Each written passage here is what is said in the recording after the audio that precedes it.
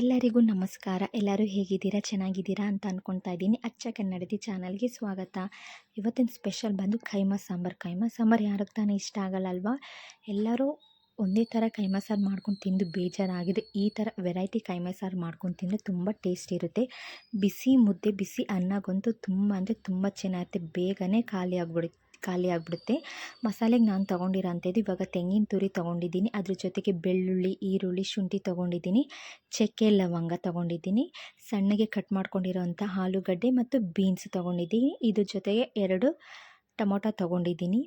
ಅದನ್ನು ಸಹ ಕಟ್ ಮಾಡಿಕೊಂಡು ಸಪ್ರೇಟಾಗಿ ಎಲ್ಲ ಇಟ್ಕೊಂಡಿದ್ದೀನಿ. ಇವಾಗ ಮೊದಲು ನಾನಿಲ್ಲಿ ಒಂದು ಬಾಣಲಿ ತೊಗೊಂಡಿದ್ದೀನಿ. ಬಾಣಲಿಗೆ 1.5 ಟೇಬಲ್ ಸ್ಪೂನ್ ಆಗೋಷ್ಟು ಎಣ್ಣೆ ತೊಗೊಂಡಿದ್ದೀನಿ. ಎಣ್ಣೆ ಜೊತೆಗೆ ನಾವು ಏನು ಇವಾಗ ಮಸಾಲೆ ಎತ್ಕೊಂಡಿದ್ದೀವಲ್ಲ, ತೆಂಗಿನ ತುರಿ, ಚಕ್ಕೆ ಲವಂಗ, ಬೆಳ್ಳುಳ್ಳಿ, ಈರುಳ್ಳಿ, ಅದ್ರ ಜೊತೆಗೆ 1.5 ಟೇಬಲ್ ಸ್ಪೂನ್ ಆಗೋಷ್ಟು ಗಸಗಸೆ ಹಾಕ್ಕೊಂಡಿದ್ದೀನಿ. ಈ ನಾನ್ ವೆಜ್ ಸಾಂಬಾರು ಮಾಡುವಾಗ ನಾವು ಡೈರೆಕ್ಟಾಗಿ ಮಸಾಲೆ ರುಬ್ಬಿ ಮಾಡೋದ್ರಿಂದ ಟೇಸ್ಟ್ ಸಿಗಲ್ಲ.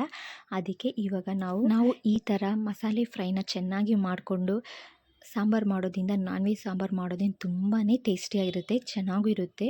ತಿಂತಾ ಇರಬೇಕು ಅಂತ ಅನಿಸುತ್ತೆ, ಅಷ್ಟು ಚೆನ್ನಾಗಿರುತ್ತೆ. ಇವಾಗ ಚೆನ್ನಾಗಿ ಫ್ರೈ ಮಾಡ್ಕೋಬೇಕು. ಚೆನ್ನಾಗಿ ಹಸಿ ವಾಸನೆ ಹೋದಾದಮೇಲೆ ಕಟ್ ಮಾಡ್ಕೊಂಡಿರೋಂಥ ಟೊಮೊಟೊನೂ ಹಾಕ್ಕೊಂಡು ಚೆನ್ನಾಗಿ ಒಂದು 5ರಿಂದ 6 ನಿಮಿಷ ಚೆನ್ನಾಗಿ ಲೋ ಫ್ಲೇಮಲ್ಲೇ ಫ್ರೈ ಮಾಡ್ಕೋಬೇಕು. ಯಾವಾಗಲೂ ಒಂದೇ ಥರ ಮಾಡ್ಕೊಂಡು ತಿನ್ನೋದ್ರಿಂದ ಇದ್ರ ಜೊತೆಗೆ ಪ್ಲೇನ್ ಕೈಮಾ ಸಾಂಬಾರು ಜೊತೆಗೆ ಅದ್ರ ಜೊತೆಗೆ ಸ್ವಲ್ಪ ಆಲೂಗಡ್ಡೆ, ಈ ಬೀನ್ಸ್ ಹಾಕ್ಕೊಂಡು ಮಾಡ್ಕೊಂಡಿದ್ದರೆ ಟೇಸ್ಟ್ ಅಂತೂ ಇನ್ನೂ ಚೆನ್ನಾಗಿರುತ್ತೆ. ಇವಾಗ ನಾನಿಲ್ಲಿ ಮನೆಯಲ್ಲೇ ಮಾಡ್ಕೊಂಡಿರೋಂಥ ಸಾಂಬಾರು ಪೌಡರ್ 1.5 ಸ್ಪೂನ್ ಆಗೋಷ್ಟು ಸಾಂಬಾರು ಪೌಡರ್ ಹಾಕ್ಕೊಂಡಿದ್ದೀನಿ. ಹಾಕ್ಕೊಂಡು ಚೆನ್ನಾಗಿ ಫ್ರೈ ಮಾಡ್ಕೋಬೇಕು. ಒಂದು 2 ನಿಮಿಷ ಚೆನ್ನಾಗಿ ಫ್ರೈ ಮಾಡಿಕೊಂಡು ಆಮೇಲೆ ಬಿಟ್ಬಿಡಬೇಕು. ಹಾರೋಕ್ಕೆ ಬಿಟ್ಬಿಡಬೇಕು. ತಣ್ಣಗಾಗಬೇಕು. ತಣ್ಣಗಾದಮೇಲೆ ಮಿಕ್ಸಿಯಾಗ ಹಾಕ್ಕೊಂಡು ಚೆನ್ನಾಗಿ ನುಣ್ಣಗೆ ರುಬ್ಕೋಬೇಕು.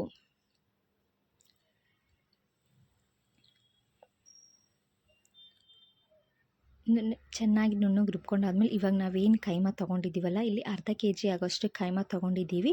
ಅದಕ್ಕೆ ಸ್ವಲ್ಪ ಒಂದು 2 ಬೆಳ್ಳುಳ್ಳಿ ಎಸಳು ಹಾಕ್ಕೊಂಡು ಜಜ್ಕೊಂಡು ಹಾಕ್ಕೊಂಡಿದ್ದೀವಿ. ಜೊತೆಗೆ 1/4 ಸ್ಪೂನ್ ಆಗೋಷ್ಟು ಚಕ್ಕೆ ಪುಡಿ ಹಾಕ್ಕೊಂಡಿದ್ದೀವಿ.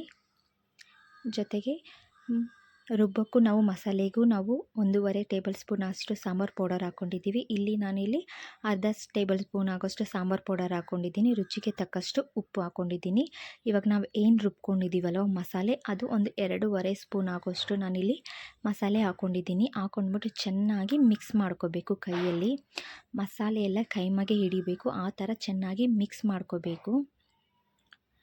ಚೆನ್ನಾಗಿ ಮಿಕ್ಸ್ ಮಾಡ್ಕೊಂಡಾದ್ಮೇಲೆ ಇದನ್ನು ನಾವು ಒಂದೊಂದೇ ಸ್ವಲ್ಪ ಎತ್ಕೊಂಡು ಮಿಕ್ಸಿಗೆ ಹಾಕಿ ಅದನ್ನು ಸ್ವಲ್ಪ ನೈಸಾಗಿ ಮಾಡ್ಕೋಬೇಕು. ಆನ್ ಆ್ಯಂಡ್ ಆಫ್ ಬರ್ತಲ್ಲ, ಆ ಥರ ಮಾಡಿಕೊಂಡು ರುಬ್ಕೋಬೇಕು.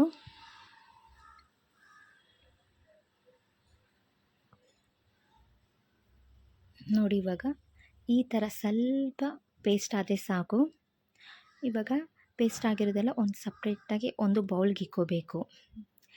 ಇಕ್ಕೊಂಡಾದ್ಮೇಲೆ ಇವಾಗ ನಾನಿಲ್ಲಿ ಒಂದು ಕುಕ್ಕರ್ ತೊಗೊಂಡಿದ್ದೀನಿ. ಕುಕ್ಕರ್ಗೆ ನಾನು ಸ್ವಲ್ಪ 1.5 ಸ್ಪೂನ್ ಆಗೋಷ್ಟು ಟೇಬಲ್ ಎಣ್ಣೆ ಹಾಕ್ಕೊಂಡಿದ್ದೀನಿ. ಅದ್ರ ಜೊತೆಗೆ ಕಟ್ ಮಾಡ್ಕೊಂಡಿರೋಂಥ ಈರುಳ್ಳಿ ಹಾಗೂ ಬೆಳ್ಳುಳ್ಳಿ, ಜಜ್ಕೊಂಡಿರೋಂಥ ಬೆಳ್ಳುಳ್ಳಿ ಹಾಕ್ತಾಯಿದ್ದೀನಿ. ಚೆನ್ನಾಗಿ ಇದನ್ನು ಫ್ರೈ ಮಾಡ್ಕೋಬೇಕು.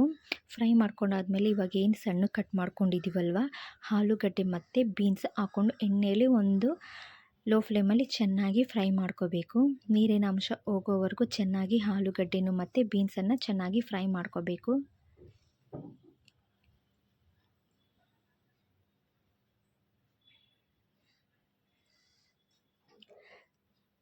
ಚೆನ್ನಾಗಿ ಫ್ರೈ ಮಾಡ್ಕೊಂಡಾದ್ಮೇಲೆ ನಾವು ಏನು ರುಬ್ಕೊಂಡಿದ್ದೀವಲ್ವ ಮಸಾಲೆಯನ್ನು, ಅದಕ್ಕೆ ಇವಾಗ ಹಾಕೋಬಿಟ್ಟು ಹಸಿ ವಾಸನೆ ಹೋಗೋವರೆಗೂ ಸ್ವಲ್ಪ ಮಸಾಲೆನ ಅದನ್ನು ಸಹ ಚೆನ್ನಾಗಿ ಫ್ರೈ ಮಾಡ್ಕೋಬೇಕು.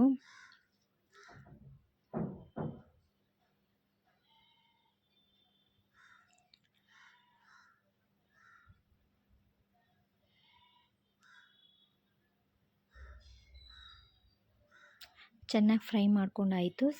ಇದಕ್ಕೆ ಸ್ವಲ್ಪ ರುಚಿಗೆ ತಕ್ಕಷ್ಟು ಉಪ್ಪು ಹಾಕ್ಕೊಂಡಿದ್ದೀವಿ. ಕೈಮಾಗೂ ಹಾಕ್ಕೊಂಡಿದ್ದೀವಿ. ನೋಡಿಕೊಂಡು ಇದಕ್ಕೆ ಸ್ವಲ್ಪ ಉಪ್ಪು ಹಾಕ್ಕೋಬೇಕು. ಉಪ್ಪು ಹಾಕ್ಕೊಂಡು ಚೆನ್ನಾಗಿ 1-2 ನಿಮಿಷ ಫ್ರೈ ಮಾಡ್ಕೋಬೇಕು.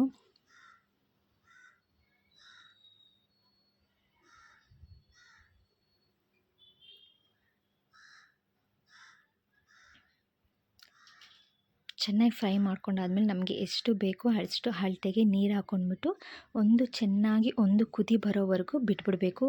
ಅದಕ್ಕೆ ನಾವು ನೋಡ್ಕೋಬೇಕು, ಉಪ್ಪು ಖಾರ ಏನಾದರೂ ಕಡಿಮೆ ಆಗಿದ್ದರೆ ಹಾಕ್ಕೊಂಡು ಚೆನ್ನಾಗಿ ಒಂದು ಕುದಿ ಬರೋವರೆಗೂ ಬಿಟ್ಬಿಡಬೇಕು.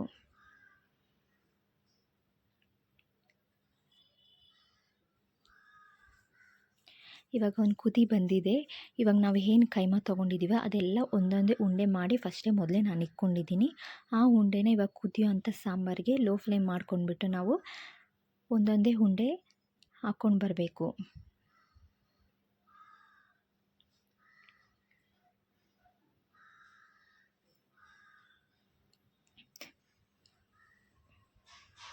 ತುಂಬ ಟೇಸ್ಟಿಯಾಗಿರುತ್ತೆ. ಈ ಥರ ಕೈಮಾ ಸಾರು ತುಂಬ ಚೆನ್ನಾಗಿದೆ. ಪ್ಲೇನಾಗಿ ನಾರ್ಮಲಾಗಿ ಒಂದೇ ಥರ ಕೈಮಾ ಸಾರು ಮಾಡ್ಕೊಂಡು ತಿನ್ನೋದು ಬದಲು ಈ ಥರ ಸ್ವಲ್ಪ ಆಲೂಗಡ್ಡೆ ಮತ್ತು ಬೀನ್ಸ್ ಹಾಕ್ಕೊಂಡು ಅದ್ರ ಜೊತೆಗೆ ಬಟಾಣಿ ಹಾಕ್ಕೊಂಡು ತುಂಬಾ ಟೇಸ್ಟಿಯಾಗಿರುತ್ತೆ.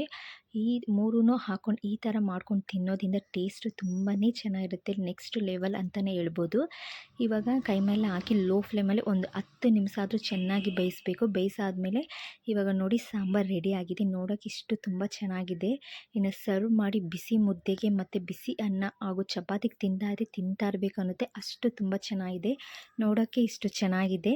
ನೀವು ಸಹ ಒಮ್ಮೆ ಮನೇಲಿ ಮಾಡಿಕೊಂಡು ಟ್ರೈ ಮಾಡಿ. ತುಂಬಾ ಚೆನ್ನಾಗಿರುತ್ತೆ. ಯಾರೂ ಸಹ ಇಷ್ಟಪಡಲ್ಲ ಅಂತ ಹೇಳಲ್ಲ, ಇಷ್ಟಪಟ್ಟು ಎಲ್ಲರೂ ತಿಂತೀವಿ. ಅಷ್ಟು ಚೆನ್ನಾಗಿರುತ್ತೆ. ನೋಡಿ ರೆಡಿ ಆಗಿದೆ ಕೈಮಾ ಸಾಂಬಾರು. ಬಿಸಿ ಬಿಸಿಯಾದ ಕೈಮಾ ಸಾಂಬಾರು ರೆಡಿ ಆಗಿದೆ. ಆಲೂಗಡ್ಡೆ ಮತ್ತು ಬೀನ್ಸು ತುಂಬಾ ಚೆನ್ನಾಗಿ ಬೆಂದಿದೆ. ನೋಡೋಕ್ಕೂ ತುಂಬ ಚೆನ್ನಾಗಿದೆ. ಅಷ್ಟೇನೂ ಸಹ ಟೇಸ್ಟಿಯಾಗಿ ಚೆನ್ನಾಗಿದೆ. ತಿಂತಾದರೆ ಖಾಲಿ ಆಗೋದೇ ಗೊತ್ತಾಗಲ್ಲ. ಈ ವಿಡಿಯೋ ನಿಮ್ಗೆ ಇಷ್ಟವಾದರೆ ಲೈಕ್ ಮಾಡಿ.